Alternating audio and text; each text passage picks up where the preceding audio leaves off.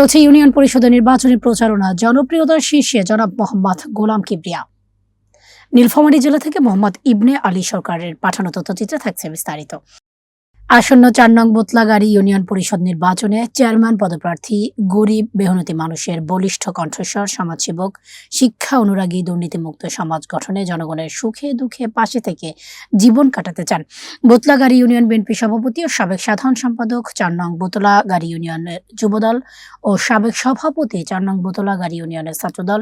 Union পরিষদের নির্বাচনের মাঠে গণসংযোগ ও প্রচারণার জনগণের মুখে যার নাম ভেসে উঠছে সে আর কেউ নয়, ১৬ বছর আওয়ামী লীগ শাসনের নির্বিচারের শিকার ও ইউনিয়ন বিএনপির তিনবারের সভাপতি জনাব আলহাজ আশরাফ আলীর সুযোগ্য বড় সন্তান ও বোতলাগাড়ী ইউনিয়নের কৃতি সন্তান, বিশিষ্ট ব্যবসায়ী ও রাজনীতিবিদ, ন্যায় নীতিবান জনাব মোহাম্মদ গোলাম কিবরিয়া, চেয়ারম্যান পদপ্রার্থী, ৪ নং বোতলাগাড়ী ইউনিয়ন।